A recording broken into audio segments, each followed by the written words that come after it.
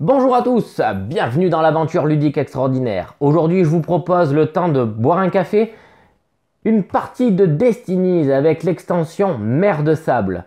L'idée ici étant de ne pas vous spoiler la boîte de base pour ceux qui cherchent encore à l'acquérir et se posent des questions, tout en vous permettant de découvrir un maximum de gameplay à propos de ce jeu. Ceci dit, je vais faire en sorte de vous spoiler le moins possible l'extension pour vous permettre de l'acquérir par la suite lorsqu'elle sortira.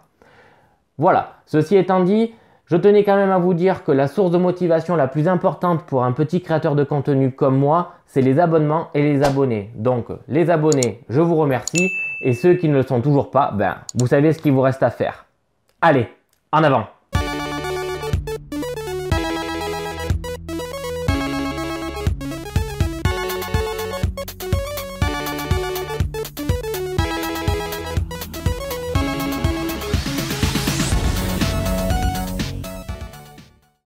En l'an de grâce 1390, débuta la croisade contre Madia.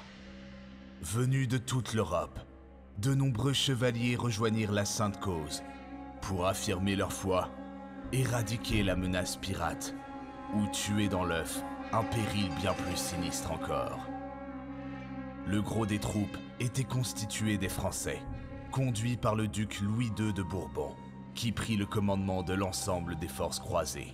Soutenus par la puissante marine génoise et d'illustres condottieri, les croisés traversèrent la Méditerranée sans rencontrer d'opposition et assiégèrent la forteresse pirate qu'ils encerclèrent sur terre comme sur mer. Les chrétiens établirent leur camp dans la plaine poussiéreuse, s'étendant au pied des murailles, impitoyablement exposés à la chaleur du soleil d'été africain. Dans cet environnement hostile, où les croisés divisés souffrent de problèmes logistiques et redoutent l'arrivée imminente des renforts sarrasins, les sables du temps s'écoulent rapidement. Les croisés triompheront-ils avant qu'il soit trop tard? Ou seront-ils engloutis sous la mer de sable? Allez, donc du coup on nous propose de choisir entre trois personnages, le chevalier, la comtesse et l'affranchi. Et je pense que ce que nous allons faire, c'est l'affranchi. Allez, on met donc en place notre personnage. En premier, tuile 105. Il s'agit du centre du camp, dont les luxueuses tentes colorées arborent les armoiries des croisés les plus réputés. On y retrouve la tente de Louis. Une tente bleu foncé bordée de lys dorés appartient au chef de la croisade, Louis de Bourbon. En cas de doute, il peut être utile de s'adresser à lui et à son maître espion. En dessous, on a la tente de commandement, 115 avec la partie française du camp, 111 la partie occupée par les condottieri génois, 140 partie du camp accueillant des croisés de toute l'Europe, assez mixte finalement comme zone, et la partie nord des remparts.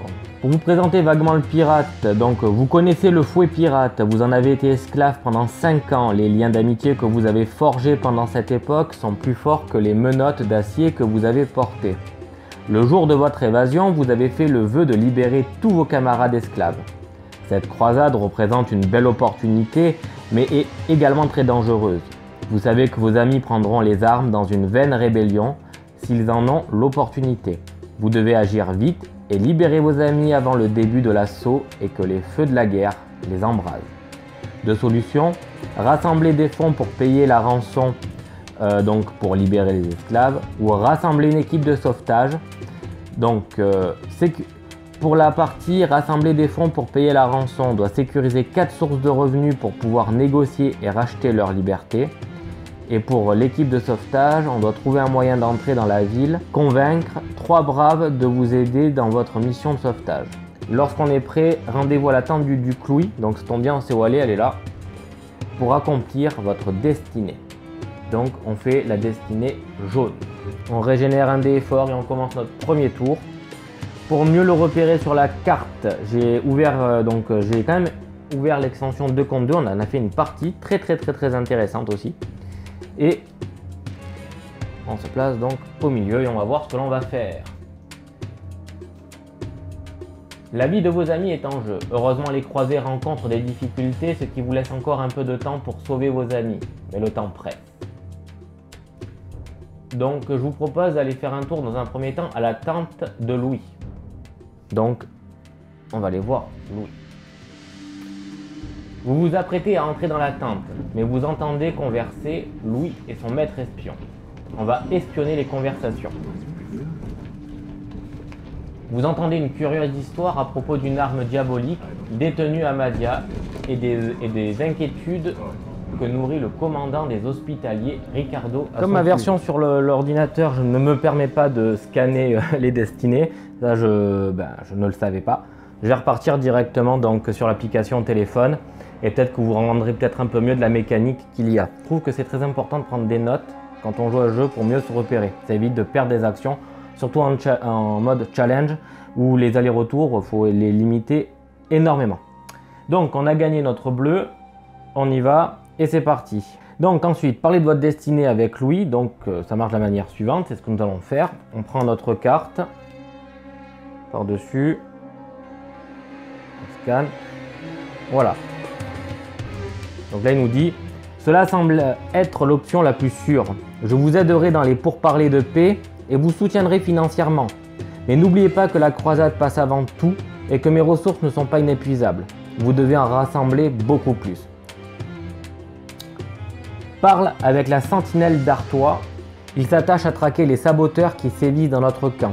Aux dernières nouvelles, ils enquêtaient sur un problème au nord. Aide-le à s'en occuper et nous économiserons beaucoup d'argent, dont une partie pourrait te revenir. Très sympa. On va parler avec le maître espion de la destinée aussi, voir ce que lui a à en dire. Il peut nous apporter une info supplémentaire. Donc ça, c'est notre première chose, c'est la sentinelle d'Artois. Ensuite, l'espion il dit d'aller au sud. Rends-toi au sud à nos entrepôts. Tu constateras très vite que notre quartier maître pourrait avoir besoin de ton aide. On doit attaquer notre deuxième journée avec un deuxième dé effort. On va commencer par aller au nord puisque c'est ce qui était indiqué. Et on va aller donc.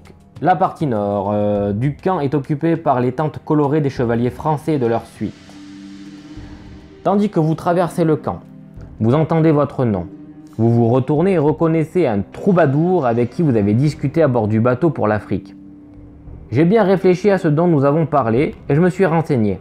Tu as un moment pour parler? Vous acquiescez et emmenez l'homme à part. D'après les informations que j'ai pu recueillir, il y a plusieurs moyens d'obtenir d'importantes sommes d'argent dans le camp. Vous devriez rendre visite au quartier maître, donc ça déjà on l'a. Et au général des condottieri dans leur camp. Donc ça on l'avait vu au début, c'est la carte, c'est 111, ça aussi c'est au sud. Vous avez aussi le capitaine des hospitaliers dont le camp se trouve à côté de la chapelle, ainsi que l'amiral français de Vienne. D'autres solutions pourraient aussi être envisagées comme confisquer les biens du marchand copte que nous avons emprisonné. Donc du coup on retrouve ici le campement français. Alors on va la retourner. La plupart des chevaliers et leurs écuyers se retrouvent sur la place entre les tentes et les écuries où les chevaliers français abritent leurs chevaux de guerre. Patrouille de la sentinelle d'Artois, tiens, un petit bonhomme que l'on doit voir. Une sentinelle et sa suite armée se déplacent entre les tentes à la recherche de quelqu'un. Et enfin, on a la plage ici. Ensuite, 133, périphérie du camp avec les quartiers serviteurs. Je vous propose d'aller à la patrouille de la sentinelle d'Artois vu que c'est notre objectif. Une sentinelle et sa suite armée se déplacent entre les tentes à la recherche de quelqu'un. Salutations, je suis Philippe d'Artois, une sentinelle du camp. Aurais-tu vu quelqu'un de suspect par ici? Nous recherchons les misérables sarrasins qui nous espionnent dans le camp. Eh bien tu sais quoi? On va aller l'aider à trouver l'agent sarrasin. Et pour l'aider, on va y mettre le paquet. En plus c'est un vert, on n'est pas trop mal en vert. 3 et 2, 5, 7, 10. Nous, 10, ça nous fait 3. 1, 2, 3. Je confirme. Vous avez trouvé l'homme. Les soldats l'encerclent rapidement et le forcent à se rendre. Il s'avère que l'agent était un assassin. On ne peut que se demander qui était sa cible. Vous prenez sa dague décorée de mystérieux ornements. Gagnez la dague assassin 107. C'est un objet rituel, sarrasin et arme. Si on obtient au moins 4 réussites à un test, on gagne une pièce. Vous amenez l'agent capturé à la sentinelle d'Artois dont la mission est de les traquer. Donc on doit gagner aussi un jeton d'XP. Très bien. On va parler de notre destinée à notre sentinelle d'Artois. C'est tenu confidentiel, mais le sabotage auquel se livrent ces nuisibles nous a déjà coûté cher. Si vous réglez le problème, je suis sûr que la récompense remplira votre bourse. On met fin au tour. La sentinelle et ses hommes se dirigent vers la cantine sur le terrain d'entraînement. Donc on l'enlève. Et il va ailleurs. On régénère un dé fort, on attaque notre 3e jour. Il nous reste 11 jours pour faire quelque chose. C'était écrit en bas à gauche. Ici c'était écrit. On va aller au campement français, vu qu'on y est. La plupart des chevaliers et leurs écuyers se retrouvent sur la place entre les tentes et les écuries où les chevaliers français abritent leurs chevaux de guerre. Ils y organisent des compétitions équestres. Beaucoup d'entre eux sont très inquiets pour leurs chevaux de guerre car certains sont atteints d'une maladie mystérieuse. Tu vois ce marchand emprisonné à côté des ruines au sud, j'ai entendu dire que c'était un copte, une sorte de dissident de l'Est. Tiens, si c'est un copte, on nous en a parlé tout à l'heure, ça peut être un marchand et on peut en tirer des bénéfices. Du coup, on va descendre et on va parler de notre destinée avec le maître d'écurie. Gênes est une ville fortunée dont la richesse permet de payer tous les mercenaires. Peut-être accepteront-ils d'en partager une partie pour une bonne cause. Rendez-vous au camp des Condottieri et parlez au général. Là, c'est un tour un peu perdu puisqu'on n'avait absolument rien à faire en plus. On régénère un dé fort, on attaque notre 4e jour et il nous reste 10 jours pour avancer dans la partie. Donc oui, on était ici, pardon. Donc on va aller en 111. La section où se trouvent les Condottieri génois contraste avec le reste du campement. Les simples tentes de lin sont disposées en rang bien ordonné. La place rectangulaire devant la tente du général des Condottieri est un lieu de rencontre pour les mercenaires. Un espace ouvert utilisé comme chapelle, ça c'est la 102. Tiens, chapelle, on a dit qu'il y avait des gens à la chapelle qu'on devait voir, c'était les hospitaliers. Des montagnes de marchandises remplissent l'entrepôt qui est en 101, donc juste ici finalement. Et juste à côté, nous avons la carte 137 avec certainement les remparts. La partie des remparts qui fait face à la porte de la ville.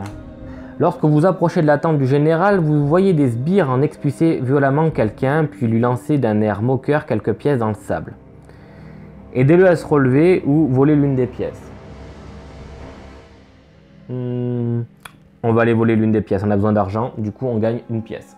La place rectangulaire devant la tente du général des Condottieri est un lieu de rencontre pour les mercenaires. Ils se distraient en organisant des bras de fer. Leur général s'inquiète. Les tensions commencent à monter, les soldats veulent que je les paye dès maintenant, mais leur donner leur solde avant la bataille pourrait être risqué. Cela pourrait entraîner des désertions massives. Nous devrions négocier un report de paiement.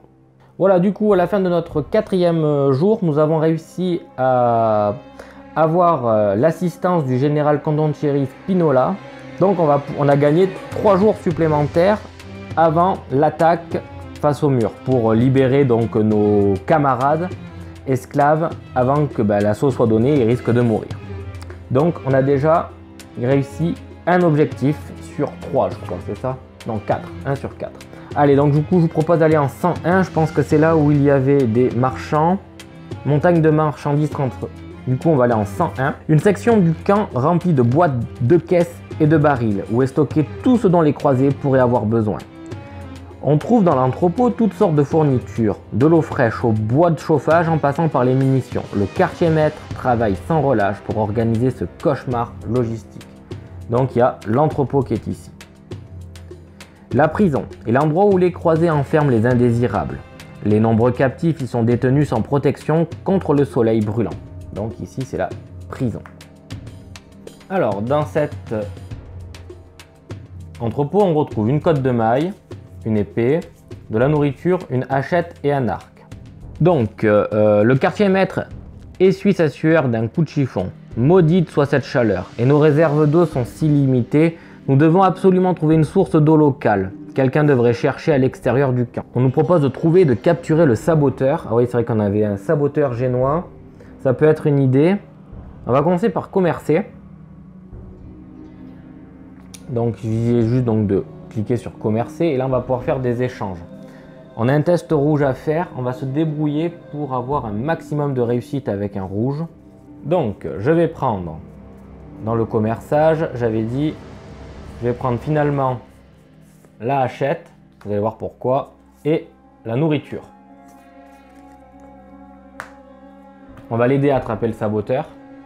Je vais défausser ma hachette, qui me donne déjà plus de réussite. Je vais défausser la nourriture, qui me permet de régénérer 2 dés. Je vais en garder un de côté. Et on va faire donc notre test rouge. On a une réussite, donc ça nous fait 3, plus 3 et 2, ça nous fait 5. Ici, ça nous fait donc 1, 2, 3, 4 tests de réussite. Si vous obtenez au moins 4 réussites à un test, gagnez une pièce. Voilà pourquoi je voulais faire ça. Du coup, notre nourriture a été rentabilisée, ou notre hachette, si vous voulez. Et j'ai quand même 4. 2, 3 et 4. Vous trouvez le pyromane caché parmi les barils. Il vous attaque avec une torche, mais vous le désarmez rapidement et l'arrêtez. Gagnez une torche. Vous amenez l'agent capturé à la sentinelle d'Artois, dont la mission est de les traquer. On gagne 1 point d'XP. Renseignement de notre destiné auprès du quartier maître. Il nous dit: approvisionner le camp en eau depuis Malte grève lourdement notre budget. Si vous nous trouvez une source d'eau locale, je vous offrirai une grande récompense. Du coup, il nous faut de l'eau. En étant allé voir en plus à l'endroit entrepôt, j'ai réussi à débloquer ma 2e source de revenus grâce aux actions qui étaient proposées. Et oui, et comme j'ai gagné donc ma 2e source de revenus, on m'a à nouveau fait bénéficier de 3 jours supplémentaires pour réussir en fait, à accomplir ma destinée. Peut-être qu'en allant au quai, on pourra arriver sur le navire de l'amiral français, ce qui pourrait être une des solutions qu'on nous a proposées. On va peut-être trouver des marchands coptes. Donc on va essayer d'aller en 117. Allez, on régénère un nouveau des efforts, ok. Je me dis que s'il y a des ruines, on pourra toujours faire 1-2 pour aller au quai et partir après dans le nord s'il y a besoin. J'aimerais terminer le sud parce qu'on nous a parlé encore une fois du sud avec le marchand coop. Donc peut-être qu'ils sont là. La périphérie du camp, presque déserte. Personne ne voulait planter sa tente ici, près des ruines. Non, personne ne voulait planter sa tente ici près des ruines. La limite du camp est marquée par des ruines usées par le temps. Les gens disent qu'elles datent de l'époque du Christ en personne. Les croisés ont installé la caravane du marchand copte qu'ils ont arrêté dans cette partie peu hospitalière du camp. Après, on sait que la torche permet d'éclairer les endroits comme les ruines et j'ai vraiment envie d'y aller, donc on va aller aux ruines. On perd rien à y aller. La végétation est plus luxuriante ici. Les colonnes tombées et les murs effondrés recèlent de nombreux coins et recoins. Vous pouvez sentir le parfum d'herbes aromatiques caché quelque part. Jetez un coup d'œil aux ruines. Jetez un coup d'œil aux ruines. En regardant autour de vous, vous remarquez un homme suspect, un sarrasin. On va mettre le paquet. Ok, du coup, 3, 6, 8, 9, ça nous fait 1, 2, 3. Vous désarmez l'agent et l'arrêtez rapidement. Gagnez le cimetière, 104. L'agent capturé se montre très bavard pour sauver sa peau. Il y a 3 petits points. Un chemin conduit à la ville. Il faut descendre dans les anciens égouts. Je vais te montrer l'entrée. Une fois à l'intérieur, tu dois tourner à droite. Ça, je sens que ça va nous ennuyer. Droite, puis gauche, puis tout droit. Vous amenez l'agent capturé à la sentinelle d'Artois, dont la mission est de les traquer. Gagnez 1 point d'expérience. Allez, on entre dans le donjon. Ça, c'est une particularité donc des mers de sable. Il y a des donjons représentés par des portes et des labyrinthes. Là, pour le coup, c'est un donjon qui est marqué « Entrée dans les égouts ». Donc l'obscurité y est totale. Éclairez notre chemin avec une torche. Armé d'une source de lumière adéquate, vous pénétrez dans l'obscurité. L'égout se divise en 2 tunnels. On nous a dit d'aller à droite, puis à gauche, puis enfin tout droit. Vous trouvez une sortie. Il s'avère que l'égout mène directement à la ville. Vous débouchez dans la partie souterraine d'une mosquée. Eh ben, ce 7e jour n'aura pas été très enrichissant pour notre personne. On l'a quasiment perdu ce tour. Le marchand copte, il va nous proposer des objets à acheter. On va essayer peut-être de lui prendre tous ses biens. Tiens, marchand copte. Mettez en place un pile commerce du marchand copte. Voilà, donc je suis arrivé à la fin de ma journée. Le marchand copte, on l'a enlevé. Et quelques actions ici m'ont permis de trouver ma 3e source de financement. Je me dis que dans tout ce qu'on a vu pour trouver de l'eau, on n'a pas 36 000 solutions. Je vais retourner aux ruines. Ça peut être que là. On va jeter un coup d'œil aux ruines à nouveau. On va lancer tous les dés. 2, 4, 5. Bon, ça fait que 1, je pense pas qu'on voie grand chose. Vous vous promenez dans les ruines pendant des heures, admirant leur architecture, mais ne trouvant rien d'autre que quelques moments de paix. Régénérez tous vos dés violets. Ah ben ça, pour une bonne nouvelle, c'est une bonne nouvelle. On va rentrer dans les égouts, on va éclairer notre chemin. Bon bah ok. Là aussi, en faisant l'inverse, gauche-droite, on trouve une sortie qui nous permet d'atteindre le cimetière de la ville. On retourne à la surface, on a gagné à nouveau 3 jours. Bon ben on va essayer de stack des jours, alors à ce moment-là, on retourne dans la ville. On va jeter un coup d'œil aux ruines, donc hop. On va voir ce que ça fait. On y va. 3, 6, 8. C'est juste pour pousser le jeu là. 9. Ça fait 1, 2, 3. Ça nous fait 4 pour jeter un coup d'œil. Vous suivez l'odeur et trouvez les herbes. L'odeur, disons, elle a un sacré nez. Et en plus, on régénère un dé. Super. Mais on a trouvé les herbes. Les herbes permettant d'ajouter 4 au total de notre lancée. Plutôt pas mal, hein. On va éclairer notre chemin. Toutes les économies réalisées grâce à votre découverte serviront à financer votre projet. Donc là, je la dévoile puisque c'est ma dernière dont j'avais besoin. Je gagne 2 pièces et 1 point d'XP. Constatant votre immense progrès et entrevoyant une solution diplomatique à la situation, les responsables de la croisade pourraient repousser un peu le moment de passer à l'attaque. On gagne à nouveau 3 jours. Rendez-vous à la tente du duc Louis et demandez-lui d'organiser des discussions pour parler de la rançon. Fin de tour. Donc je régénère un dé fort mais je suis au taquet et j'attaque ma 11e journée. Je vais aller à l'entrepôt acheter du matériel pour ma destinée, en fait, j'ai envie de dire. Donc on va aller commercer. Jour 12, 1, 2, et on va à la tente de notre ami Louis, qui est ici. On va organiser des pourparlers de paix en accomplissant notre destinée. Louis vous accueille avec joie. Vous avez réussi. Comme promis, je paierai la deuxième partie en prenant l'argent sur mon trésor personnel. Dis-moi, qu'as-tu pu trouver? Donc là, je ne vais pas vous les dire, sinon ça va spoiler ce que j'ai fait plus ou moins et la manière dont j'y suis arrivé. Donc je vais juste cliquer sur chacune. Allons à la tente de commandement. Je vais convoquer une réunion de tous les commandants. Bientôt, tous les principaux dirigeants de la croisade se réunissent. Vous devez trouver un terrain d'entente avant de pouvoir parler avec les Sarrasins. Présentez-leur votre plan pour libérer tous les esclaves. Les deux amiraux et de nombreux officiers ne sont pas favorables à l'idée de libérer d'autres prisonniers que des Français et des Génois. Les discussions commencent. Le lieutenant Harcourt est votre adversaire le plus virulent. Il se moque ouvertement de vous et incite les autres à ne pas payer de rançon en ridiculisant votre initiative.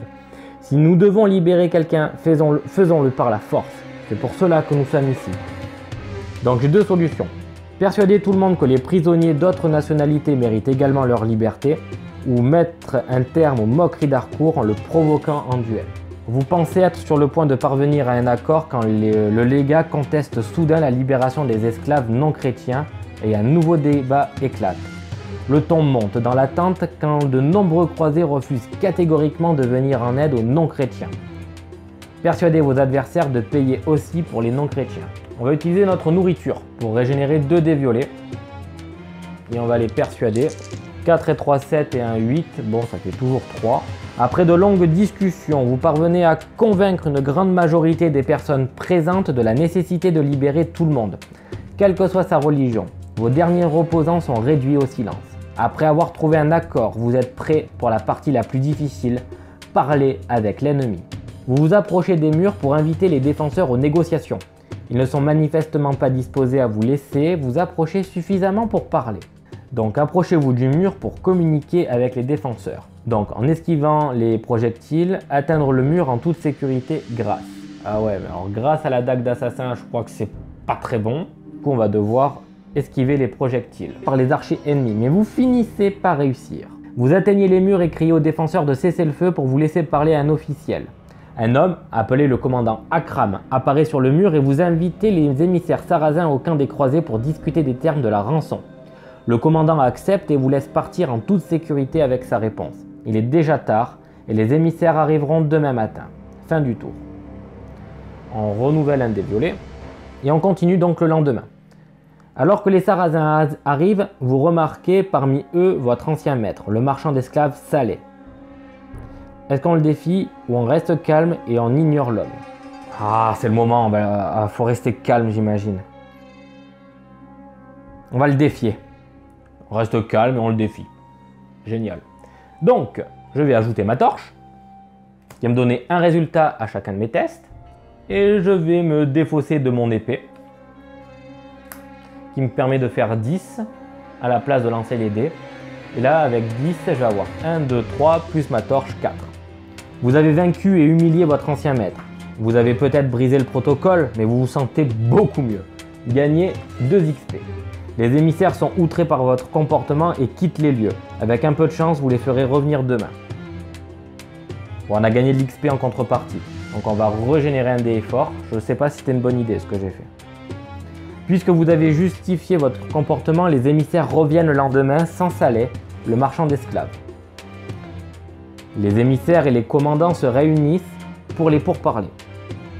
Est-ce qu'on les accueille avec une dague d'assassin? Je crois pas que ce soit une bonne idée. Donc on va les saluer poliment. Déjà, ça sera pas mal. Et j'ai plus la torche par contre. 3 et 2, 5, ça me fait 3. Les émissaires échangent des politesses formelles avec vous sur un ton neutre. On va libérer les prisonniers non combattants en signe de bonne volonté. Les émissaires sont émus par votre geste chevaleresque. Et on en vient aux faits. Bien sûr, allons-y. Les discussions portent sur la rançon des prisonniers. Négocier. Les négociations se déroulent bien, mais les deux parties font leur possible pour obtenir les termes les plus avantageux de l'accord, en une lutte diplomatique acharnée. Finalement, vous ne parvenez pas à une conclusion, mais chacun accepte d'y réfléchir à nouveau et de poursuivre le lendemain. Fin du tour. Mince. Régénérer un dé est fort. Vous voyez que la fin à Destiny, c'est parce que vous allez l'accomplir que vous allez terminer la partie. À chaque fois, un jour se termine, surtout quand vous galérez, et d'autres joueurs en parallèle vont, eux, de leur côté, continuer leur partie et essayer d'accomplir leur destinée aussi. Quitte à un moment, eux aussi, accomplir leur destinée et vous passer devant parce qu'ils auront fait les bonnes combinaisons pour y arriver. A priori, moi, c'est déjà mon 5e tour. Je pense que ce n'est pas du tout les manières les plus optimisées pour l'accomplir, ma destinée. Les négociations reprennent comme promis. On va conclure l'accord. Donc là, on va conclure l'accord en y mettant le paquet. 3 et 2, 5, 6, 7. On va utiliser les herbes pour avoir 4. Voilà. Donc ça me fait arriver 7 et 4 à 11. Ça nous fait 4 au résultat. Grâce à votre médiation, tous les partis parviennent à un accord satisfaisant. Un cessez-le-feu est décrété jusqu'à ce que les esclaves soient libérés. Donc vous avez gagné. Sachez que ce jeu est extrêmement riche, comme vous avez pu le voir, très passionnant, de très bonnes intrigues et en même temps avec un schéma narratif très bien construit. Ça conclura notre premier chapitre de Destiny avec une victoire. Sur ce, on se retrouve très vite pour de nouvelles aventures. Ciao!